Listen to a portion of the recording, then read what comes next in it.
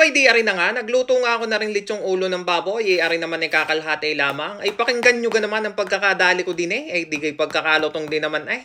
Abay sa wari ko naman ay hindi ari aring ubusin, ay tunay na. High blood ang kalalabasan kapag naubos mo aring kalhating ulo ng baboy. Ay iwanin ko naman.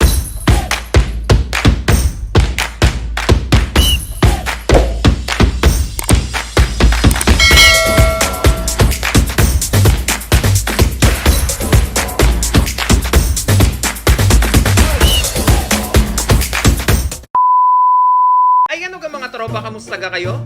Ako si Andy at 7 taon ng caregiver dito sa bansang Israel. Pamilya muna bago sarili. Ay samahan nyo nga ako sa isang craving satisfied video. Tama ga ho o isang mapagbataw na video. Ay kayo nang bahala kung alin ho ang tama. Ay di rin na nga, samahan nyo nga ako magluto na ring malaputok-batok na litsong ulo ng baboy. Ay di mayroon nga ako dining kalahating ulo ng baboy, nilagay ko na din sa kaserola. Pinaghalo-halo ko na rin ang mga sangkap at pampalasa din eh.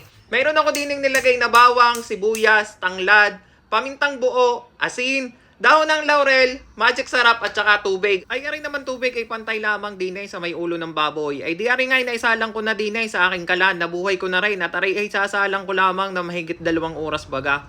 Ay di kapag ka kumukulo ng garnay, ay di may lalabas ho ng mga garnay, aring mga bula-bulang aray, ay di ari tatanggalin lang natin at nandaho ay marumi eh. Isa punto ang aray, kumukulo na, aring tubig na rin aking sinalang na aray. Ay aray naman ho, ay babalik ta rin ko lamang yung para ho maluto yung kabilang side naman. At yun ho, mapailalim baga din sa ating kaserola.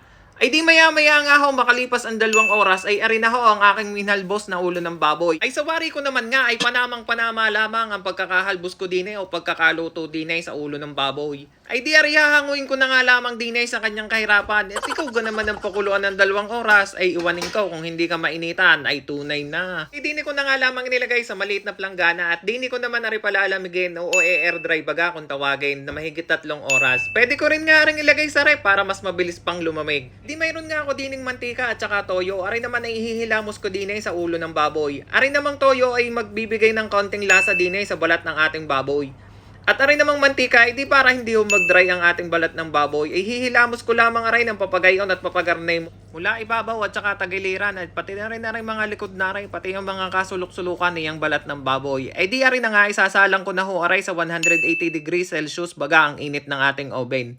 Tari nga ibabantayan ko ng bahagya at tunay na kapag nakita natin na medyo nagdadry na yung balat ng baboy, ay di pa lalahiran ulit natin na rin o hihilamusan na rin ating kinanaw na toyo at saka mantika. At para ho hindi mag-dry aring balat ng baboy, tiyan ng mantikang yan na pinaghihila-hilamos natin ay makakatulong din niyan para mas maganda ang pagkakaluto ng ating litsong ulo ng baboy. Abay di aring na nga ang ating litsong ulo ng baboy makalipas ang 1 oras. Ay di uulit-ulitin ko lamang ang proseso na aking ginagawa, ang paghihilamos din ng mantika at saka ng toyo na aking kinanaw.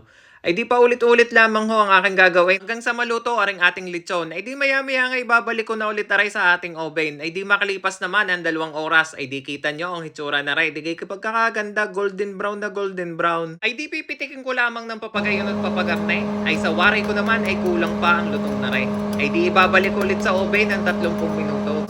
At makalipas naman ng 30 minuto ay digay aray panamang panama na ang lutong na ray. Ay di aray na nga ang ating lechong ulo ng baboy.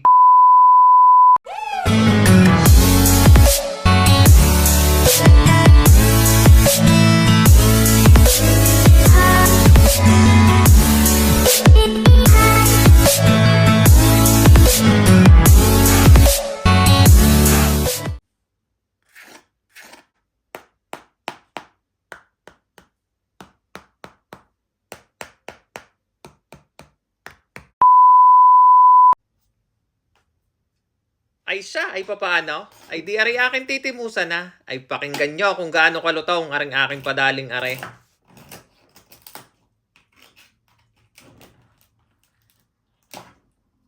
Ay di lalantakan ko na nga aring pinakabalat at isasawsaw ko naman din sa Mang Tomas. Ay inang!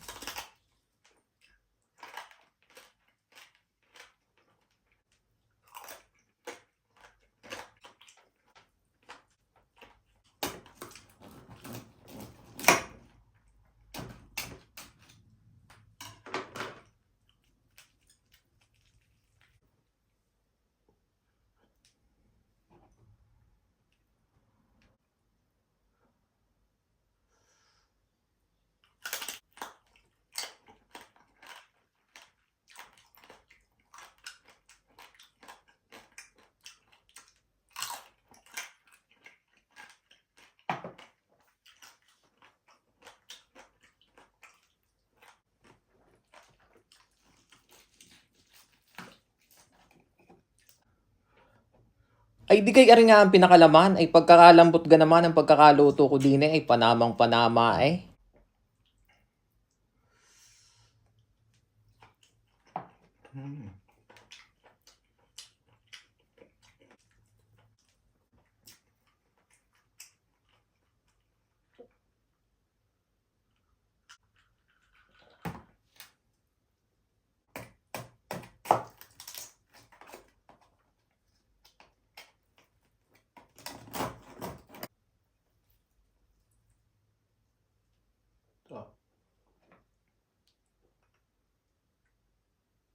Ay siya! Diyan na muna kayo mga tropa. Salamat sa inyong panonood. Ay huwag niyong kakalimutang mag-subscribe. Hanggang sa muli. Paalam!